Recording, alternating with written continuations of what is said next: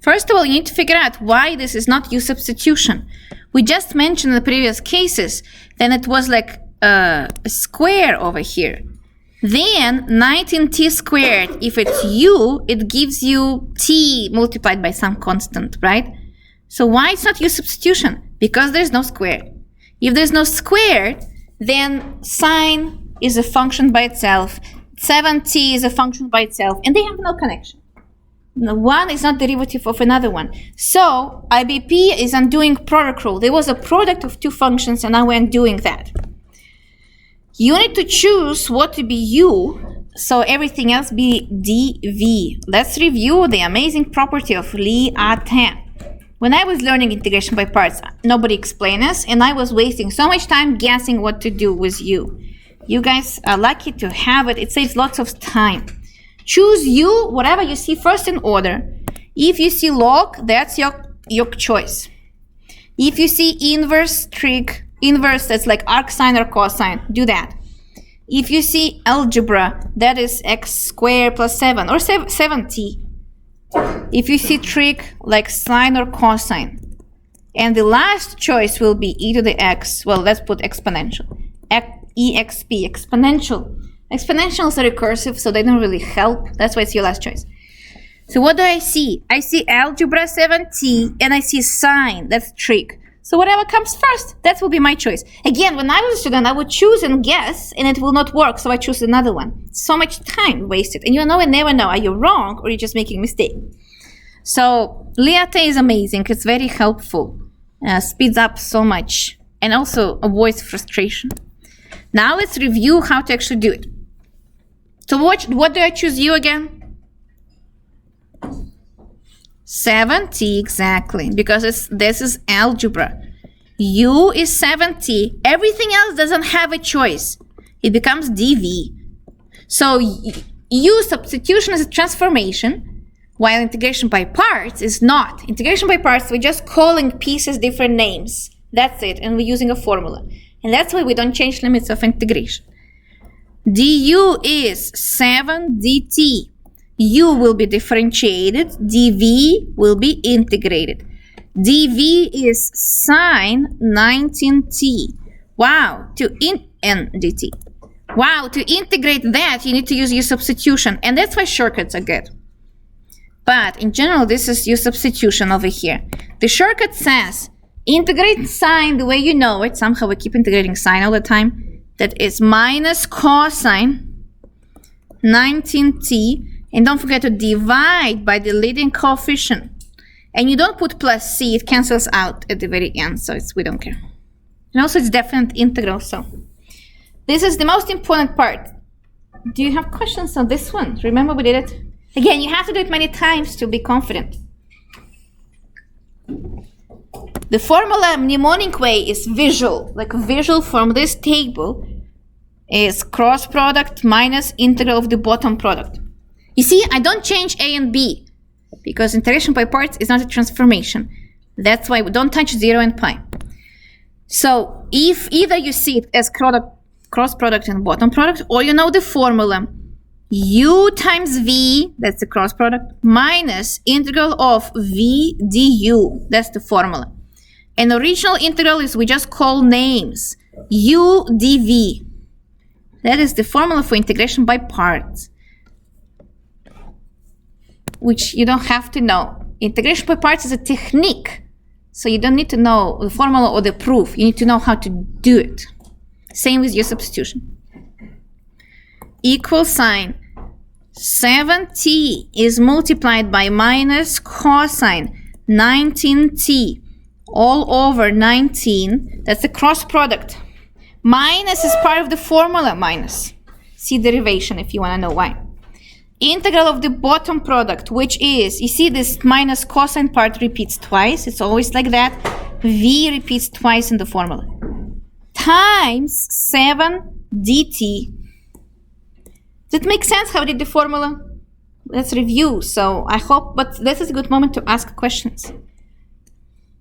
Something is missing. What is missing? Bounds, yes. 0 and pi.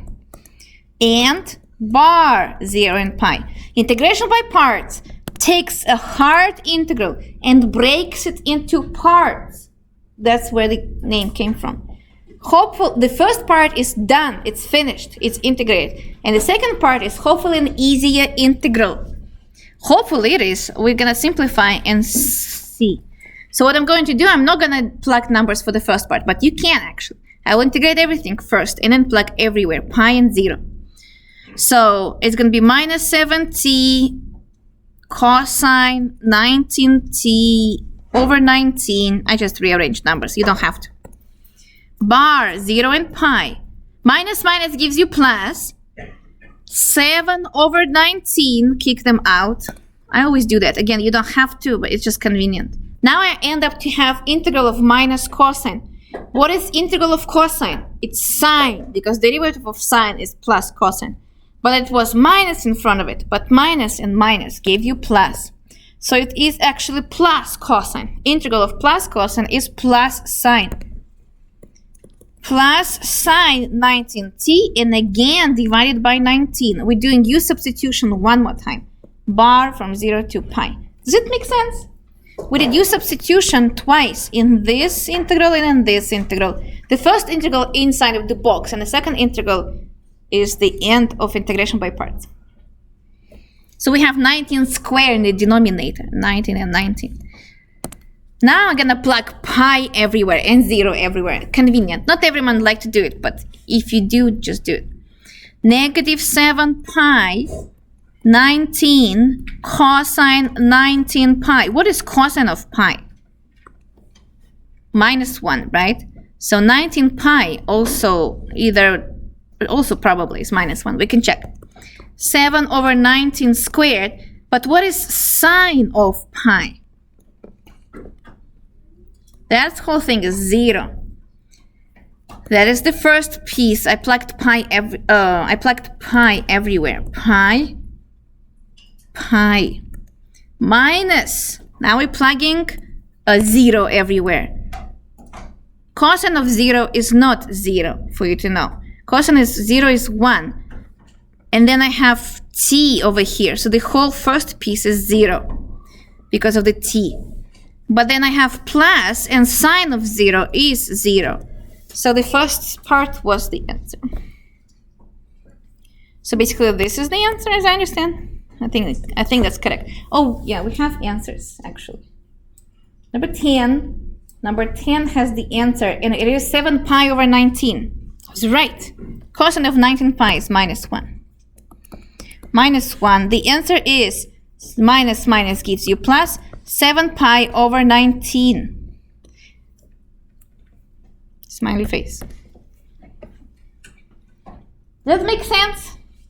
What do you think about that? Integration by parts. That is definite integral. In definite integral, you just don't plug the numbers. But there's no extra work there, no changing limits of integration, nothing. And Liatin helps you all the time. What do you think? Again, just like before, you just need to practice a lot and knowing what to do and why. Why we're not doing U substitution. It looks exactly what we had before, but somehow we're not doing U substitution anymore. So, integration by parts. T and minus 3t. U substitution would work if this is t squared, but it's not. So, it's a product of a linear t algebra. An exponential Liatin tells you what you should choose to be u.